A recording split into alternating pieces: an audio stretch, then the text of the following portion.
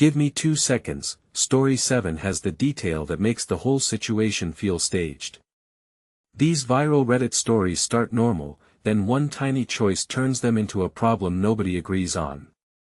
Story 1 starts with the kind of moment most people would ignore. This sounds simple at first, until you hear what actually happened. Controlling housemate told me not to sleep with him. So I did, loudly. Then it turned into arguments if I didn't follow plans exactly.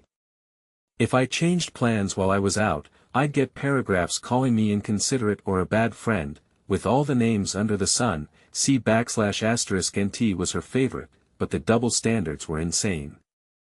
She could bring people back whenever she wanted. Once a group stayed up doing coke until 6 a.m. before my 9 a.m. start. I wasn't even allowed to have friends in my own room because it made her anxious. I literally had to sneak people in and out of my own house. She'd also create emergencies anytime I went out without her, so I'd have to come get her. If I didn't, it would turn into a massive argument. At one point, she spammed me with calls while I was at a pub quiz because the fire alarm battery was beeping and she was too anxious to leave her room. She even got someone from the bar to come find me. So I left my friends and went home. Couldn't fix it, it needed new batteries. I said, there was no point me coming back, and she just goes, I know. That was when I mentally checked out. What made it even weirder was that when she first met the guy I was seeing, now my boyfriend, she actually liked him. Met him in a club queue, said he seemed like a great guy. The second she realized I was sleeping with him, though, suddenly she hated him. The final straw was when she told me that if I slept with him again, she would stop speaking to me. So I did. And I made sure it was the loudest, most obnoxious, absolutely unmistakable, orgasmic night possible with her in the room next door.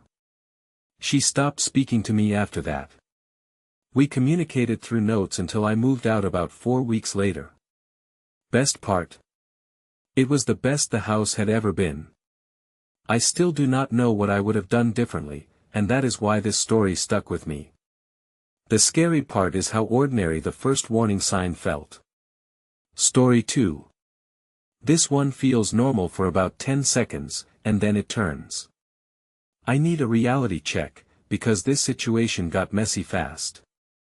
The old lady who was in front of me at the store checkout thinks I found her lost money, but I lied. I was at the grocery store waiting in line for my turn to pay and there was an old woman in front of me. She took out her purse from her handbag to take out money, but it looked like she couldn't find it. She searched her handbag and pockets frantically and it clearly wasn't there. It must have been her last because she had tears in her eyes when she realized that she had really lost it. She said it was $20 and that she must have dropped it in the store because she went to the ATM first and remembers still holding it in her hand when she first came in. She actually wanted to go look for it. I felt sorry for her, so I pretended to find it on the floor, but in reality, I just took out my own $20 when she wasn't looking. The look on her face when I found it was worth it, she was so relieved. She gave me a hug, which was nice of her. It's not like I'm in a financially stable position myself, but it felt good to help someone who clearly really needed it.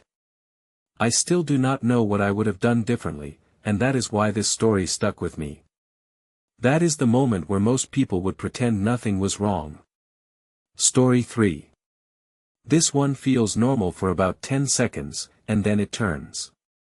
This sounds simple at first, until you hear what actually happened. Customer thought she got a bargain. She did not. I had a woman return a pair of shoes she got on Black Friday. I don't remember the numbers, so I'll make some up to give you an understanding. The total on the receipt was $60 for 2 pairs of shoes. This woman was mad that she paid $60 for the shoes when the ones she was bringing back were on sale for $50. I tried to explain that she had 2 pairs of shoes on the receipt, not 1 pair. I highlighted the 2 different product numbers. She did not believe me. I even brought the manager. She did not believe the manager. So I returned the shoes she bought for $30 and resold them to her for $50. She thought she really pulled the wool over eyes with this. She was so smug about it. All I could was laugh. I still do not know what I would have done differently, and that is why this story stuck with me. That is the moment where most people would pretend nothing was wrong. Story 4. This one feels normal for about 10 seconds, and then it turns. I need a reality check, because this situation got messy fast. My M41 wife, F44, asked to be desexualized her and it's impacting our sex life. How to fix? As per any relationship, things were hot and heavy and has understandably tapered off over time. I'm high on physical affection and she is not. Her libido has dropped and it was tough for me to adjust to 1/4 the rate of sex like we used to in our 20s. It got even lower to point where she had to schedule sex just to make sure she goes through with it on her end once or twice a month. So I greatly appreciated she made effort. Time progressed plus 10 more years, I'm still where I was initially but her libido/intimacy has continued to drop. I still make little sexual innuendo comments, squeeze of but when hugging, the occasional grope, or when sleeping cuddling a cupping of her breasts. She has basically dropped the hammer and said no more of that asterisk, except it's not 100% no more, just I need that read her mind to know if it's okay. She's asked me to stop sexualizing her, random sexual touches, rolls eyes at innuendo jokes, etc. Okay, so I've been doing that. I've greatly reduced sexualizing her. But now that I shut off sexualizing her, I've noticed my attraction to her is plummeting. It's getting more and more difficult to reach climax with her. Anytime I talk about my sex/intimacy needs, it blows up into huge fight, further driving my desire for her away. I can't touch, tease, sexy comment her to work her or myself up and she sure as hell fights against when I bring up I need more stimulation than, hey let's watch porn then fuck tonight, to get into the mood now. I've upped date nights, random flowers/gifts, and other typical Reddit suggestions seen in other threads. I've tried setting time for us to connect over something, like a TV show, but she just sits there on phone and not in moment with me. I took a new higher paying job to let her be stay-at-home wife to ease her life. She doesn't really cook much or do cleaning. We split chores, each doing our own laundry and whatnot. I still do not know what I would have done differently, and that is why this story stuck with me. And this is exactly why the comments could not agree on what they would have done. Story 5. This one feels normal for about 10 seconds, and then it turns.